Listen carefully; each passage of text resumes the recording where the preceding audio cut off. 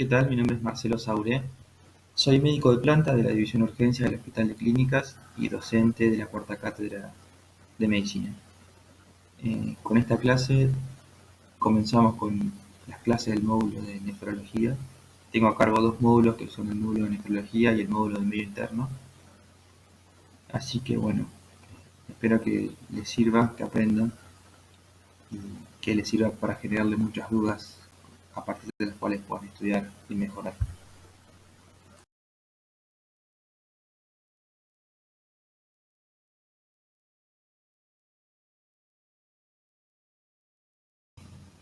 Muy bien.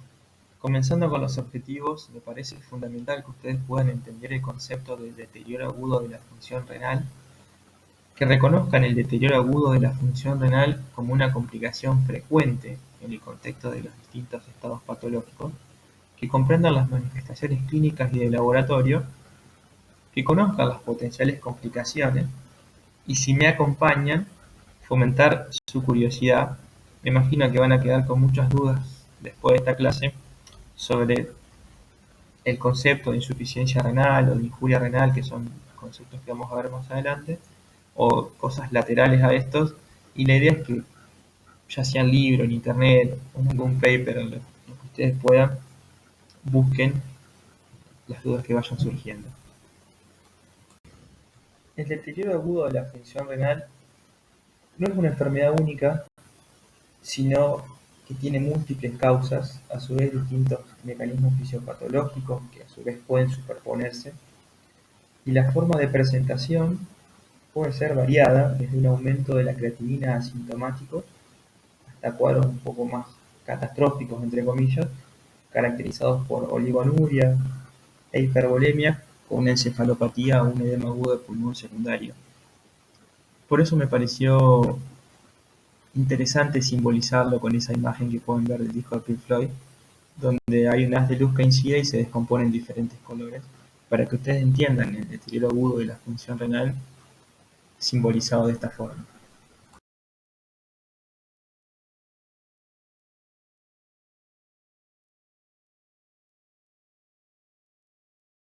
A lo largo de la clase vamos a hablar sobre la epidemiología, las definiciones más importantes, hablar sobre la etiopatogenia o la bioetiopatogenia, manifestaciones clínicas y del diagnóstico.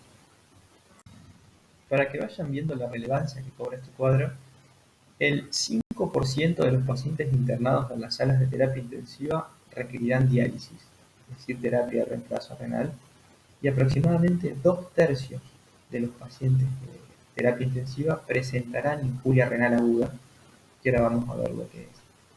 La injuria renal aguda se asocia con un aumento de los días de internación y de la mortalidad, muy importante eso, y las causas de muerte reflejan otras condiciones patológicas coexistentes.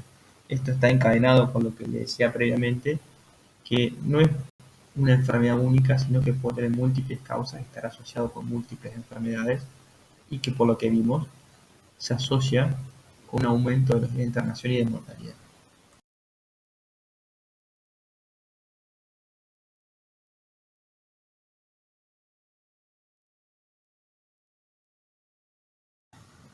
Esta es una diapositiva que he dejado de otra clase que tengo armada, que es sobre enfermedad renal crónica, para que ustedes vean la relevancia que tiene la enfermedad renal crónica a partir de algunos estudios publicados en diferentes países sobre la prevalencia.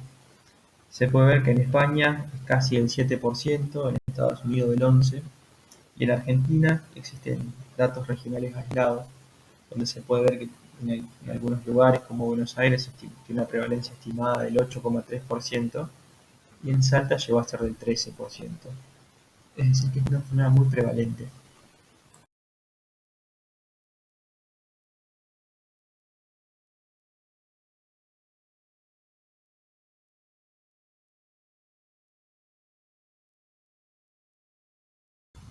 Como ustedes ya saben y probablemente recuerden de fisiología, el riñón cumple múltiples funciones.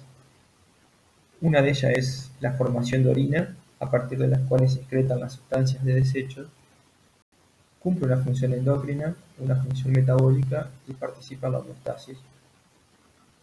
Quiero que recuerden fundamentalmente los conceptos asociados a la formación de orina, que es la función que está directamente o más relacionada con la clase de hoy.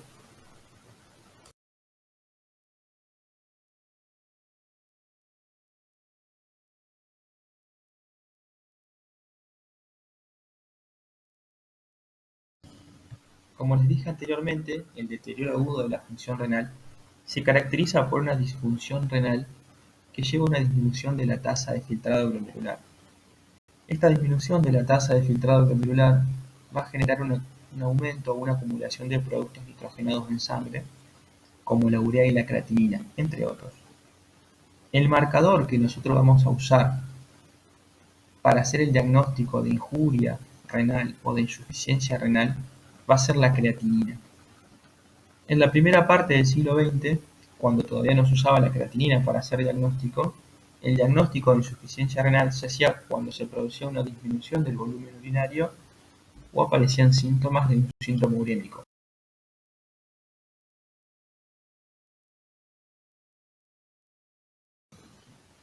El deterioro agudo de la función renal aparece cuando se produce una disminución de la tasa de filtrado glomerular, es decir, que alguna anoxa produce una disfunción en el riñón, fíjense que no digo un daño en el riñón, después vamos a ver por qué, que lleva a diferentes manifestaciones clínicas, que como les dije anteriormente, puede ser un leve aumento de la creatinina o un cuadro más catastrófico como un cuadro de edema agudo de pulmón por retención hidrosalina por disfunción renal. Como podrán ver en la parte de abajo de la diapositiva, escribí algunos conceptos con los que probablemente ustedes estén familiarizados, que son el de insuficiencia, el de injuria, falla y enfermedad renal. Enfermedad está entre paréntesis porque habla más de una situación crónica. Estos conceptos tienen cierta evolutividad, por decirlo de alguna forma. El término insuficiencia se usó, aún se usa, pero se usó mucho, digamos, hasta el año 2000-2002, para hablar de una situación clínica que era el aumento de 0,5 miligramos por decilitro de creatinina que se producía en horas o días. En un paciente, por ejemplo, que estaba internado por una infección o una insuficiencia cardíaca, cuando se producía un aumento de 0,5 miligramos por decilitro, uno decía que el paciente hizo insuficiencia renal aguda. Ahora, en el año 2002 aproximadamente, ya desde antes se venía hablando, un grupo de médicos se juntaron para redefinir algunos conceptos. Decían que el concepto de insuficiencia o de falla renal implica que existen dos estados, el estado de normal funcionamiento y el estado de disfunción total. Ellos decían que debía haber un término medio a partir del cual no pueda estadificar la disfunción renal. Y así fue que surgió el concepto de injuria renal aguda, o de acute kidney injury en inglés, que se puede estadificar en distintos estadios, en general va de 1, 2 y 3, donde a partir de la cantidad o de la magnitud del aumento de la creatinina, uno estratifica qué grado de disfunción renal tiene el paciente. Ahora en las próximas diapositivas vamos a hablar de esto.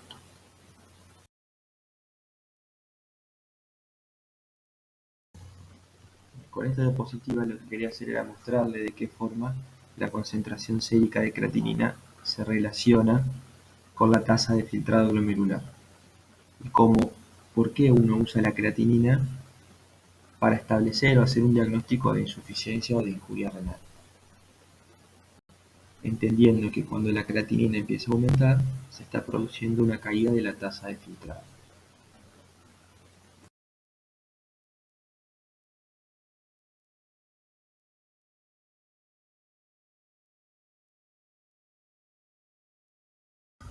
A partir de la definición de injuria renal aguda o AKI, lo que se logró es un aumento de la sensibilidad para el diagnóstico de injuria renal.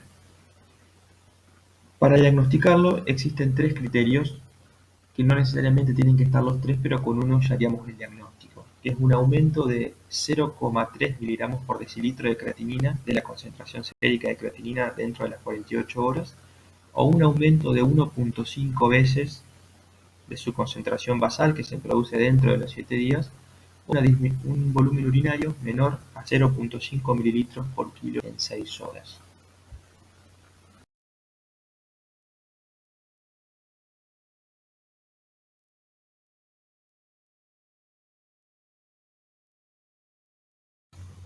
Según la magnitud del aumento de la creatinina o el volumen urinario, la injuria renal aguda se puede estratificar en tres: aquí tipo 1, 2 o 3, que tienen relación con la severidad y con el pronóstico.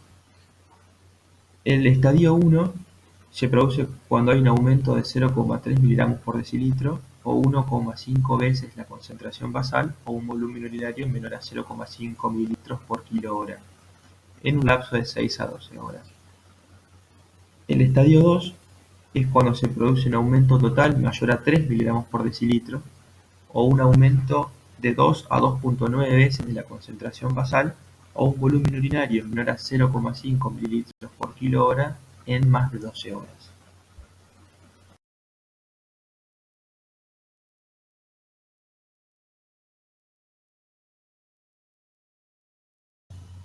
El estadio 3 se produce cuando hay un aumento de 4 miligramos por decilitro o necesidad de terapia de reemplazo renal, el inicio, digamos, de la terapia de reemplazo renal, o en pacientes menores de 18 años, una tasa de filtrado glomerular estimada menor a 35 mililitros por minuto por superficie corporal. Esta diapositiva la puse para que vean la cantidad de opciones que tenemos para objetivar de cierta forma la disfunción renal. Desde una disminución del volumen urinario, un aumento de la urea, disminución del aclaramiento de creatinina, requerimiento de terapia de reemplazo, aumento de la creatinina, y hay nuevos péptidos que se están estudiando como la cistatina, por ejemplo.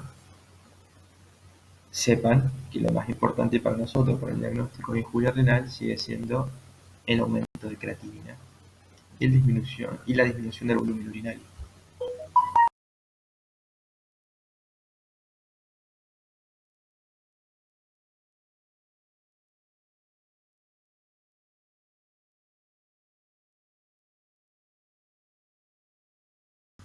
Existen diferentes formas de clasificar el deterioro agudo de la función renal. El enfoque más clásico o tradicional o anatómico las clasifica en causas o según las causas, sean prerrenales, que son un 55% de las veces, causas renales, 45%, y las causas porrenales, un 5%.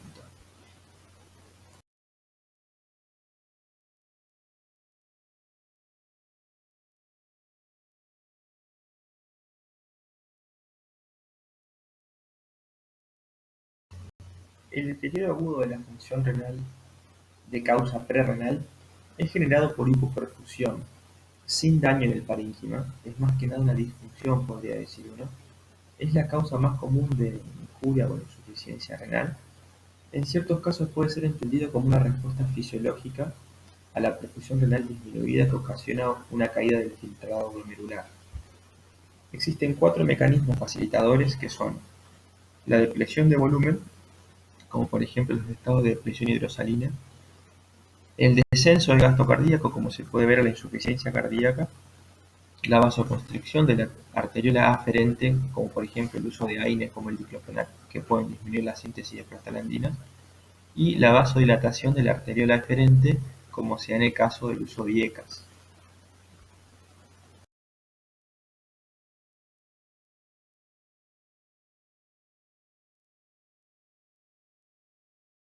Las causas postrenales se pueden clasificar según la edad y el sexo del paciente, siendo lo más frecuente en niños las válvulas de uretra posterior, en niñas la estenosis pielo-ureteral, en adultos masculinos la litiasis, en adultos femeninos las neoplasias ginecológicas, sobre todo de cuello y de útero, mientras que en ancianos lo más frecuente es en hombres la hiperplasia prostática benigna y en mujeres siguen siendo las neoplasias ginecológicas.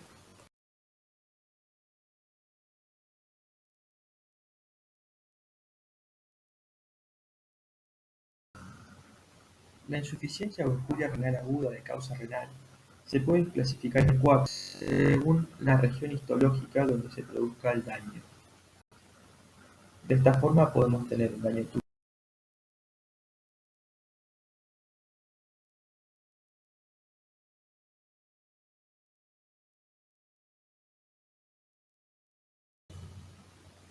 La insuficiencia renal aguda de causa renal o intrínseca se puede clasificar según el sitio, región histológica, donde se produzca la lesión. De esta forma tenemos daño tubular, vascular, glomerular o intersticial.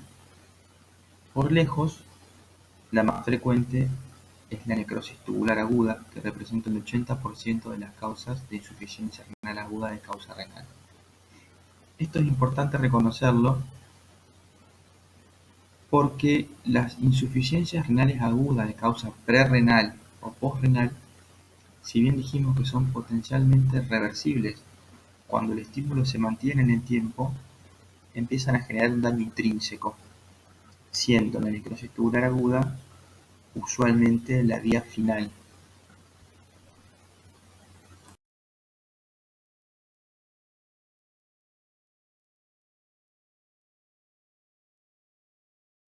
Esta es una representación esquemática de los diferentes sitios en los cuales puede producirse la lesión, para que se produzca una causa renal o intrínseca de deterioro agudo de la función renal.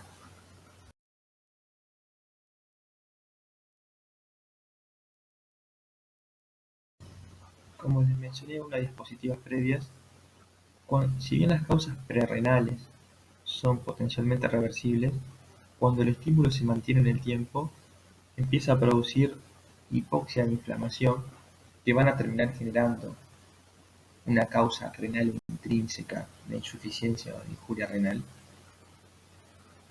que va a dejar de ser potencialmente reversible por más que el estímulo se retire. Con esta imagen quería mostrarles los cambios que se van produciendo a nivel tubular en un paciente que tiene una necrosis tubular aguda, cómo los diferentes mediadores inflamatorios o celulares van produciendo lesiones que generan descamación de las células del tubo con acúmulos que producen obstrucción tubular. Entonces, por un lado se produce disfunción de las células tubulares y por otro lado se produce una alteración estructural que dificulta su correcta función. Las dos grandes causas de necrosis tubular aguda son la isquemia sostenida o mantenida en el tiempo y la presencia de tóxicos exógenos, como por ejemplo los antibióticos o los metales, o sustancias endógenas que generan toxicidad a nivel tubular, como por ejemplo la mioglobina, el ácido úrico, las proteínas como algunas inmunoglobulinas o etcétera. Estas dos situaciones van a generar un daño a nivel tubular que va a llevar a inflamación y alteraciones estructurales, como les comenté previamente, que llevan a una necrosis tubular aguda y posteriormente a una falla renal.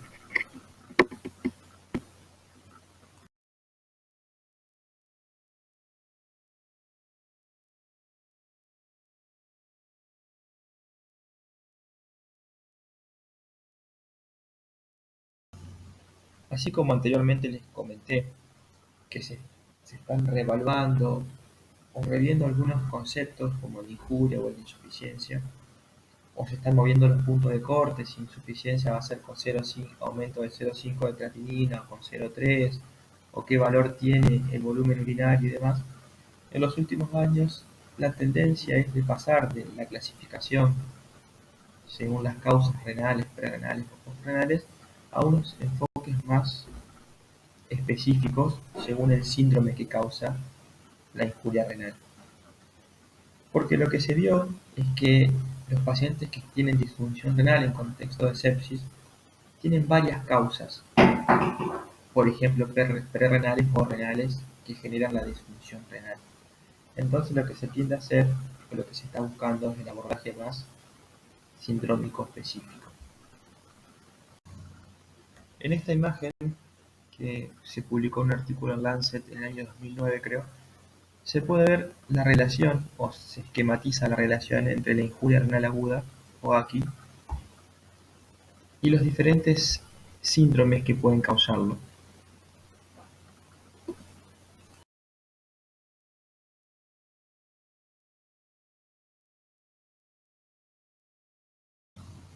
Bien, como conclusión parcial, porque la clase sigue, quiero que entiendan que la insuficiencia o injuria renal representa una constelación de procesos fisiopatológicos con diversas gravedad y causas.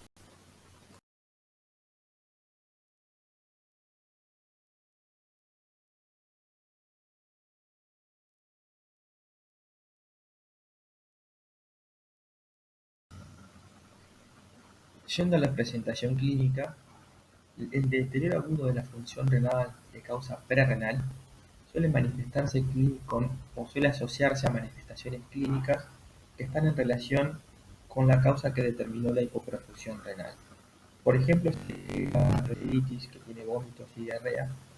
Estos vómitos y diarrea suelen generar o pueden generar un estado de deshidratación o depleción hidrosalina, que va a condicionar una hipoperfusión renal que va a llevar a una disfunción del riñón, pero por otro lado también se puede asociar, por ejemplo, a piel y mucosas secas, a taquicardia, a hipotensión, que son todos signos y síntomas de deshidratación, o que pueden ser.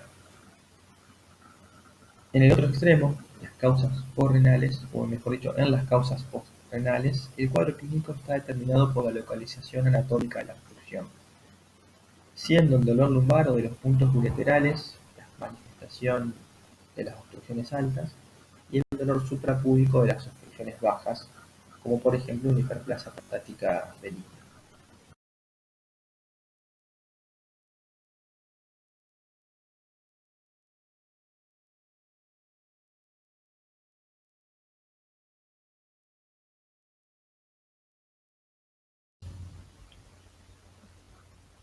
Los cuadros de injuria o de insuficiencia renal de causa renal se pueden manifestar con distintos síntomas. Entre esos tenemos la oliguria, que es la disminución del volumen urinario por debajo de 500 mililitros día, signo o síntoma que puede estar presente también cuando la causa es prerrenal. También puede haber anuria, que es la ausencia de volumen urinario. Esto debe hacer sospechar patología obstructiva o posrenal. Y también puede presentarse con sobrehidratación o hipervolemia por la retención de agua y sodio debido a la disminución de la tasa de filtrado glomerular. Esto puede llevar a cuadros un poco más catastróficos, como por ejemplo edema agudo del pulmón y la hipertensión arterial con encefalopatía hipertensiva secundaria. Otro cambio que suele aparecer es la acidosis metabólica, que vamos a ver la semana que viene de qué se trata.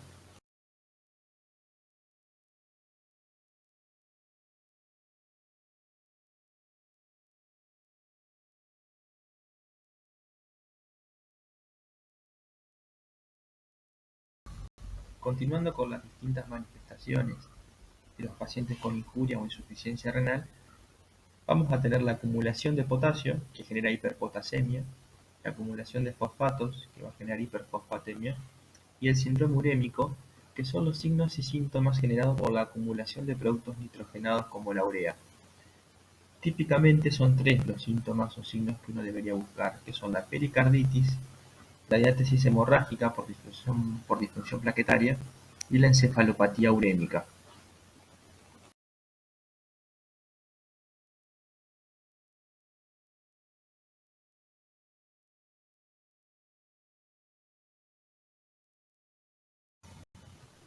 Dentro del enfoque diagnóstico de un paciente con deterioro agudo de la función renal, es fundamental el dosaje de creatinina plasmática, ya que como vimos es piedra angular dentro del diagnóstico. Otra cosa importante a realizar es el cálculo del clearance de creatinina plasmática, ya que nos permite ajustar la dosis de las diferentes drogas. También es importante realizar un dosaje de urea por la relación con el síndrome urémico y la cuantificación del volumen urinario, ya que como vimos se usa con la creatinina para hacer un diagnóstico de injuria renal aguda.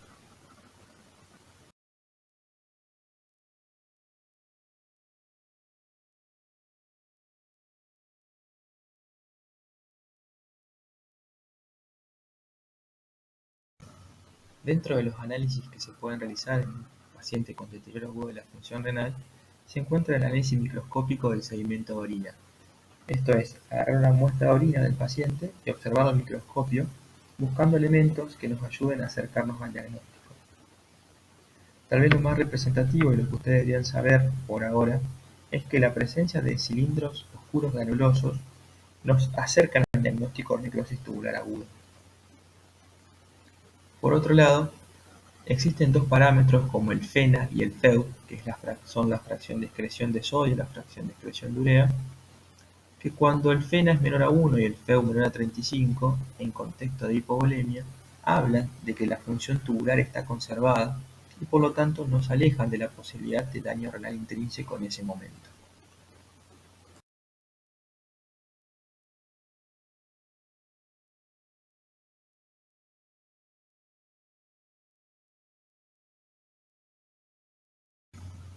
Dentro del estudio de un paciente con deterioro agudo de la función renal, es de vital importancia, cuando uno sospecha una causa obstructiva, hacer un estudio de imágenes, tratando de localizar el sitio de la obstrucción. En este contexto cobra vital importancia la ecografía, ya que no genera irradiación y es de fácil acceso, y nos permite saber el tamaño de los riñones y nos permite evaluar las vías urinarias, encontrando o buscando, por ejemplo, algún signo de dilatación o de obstrucción.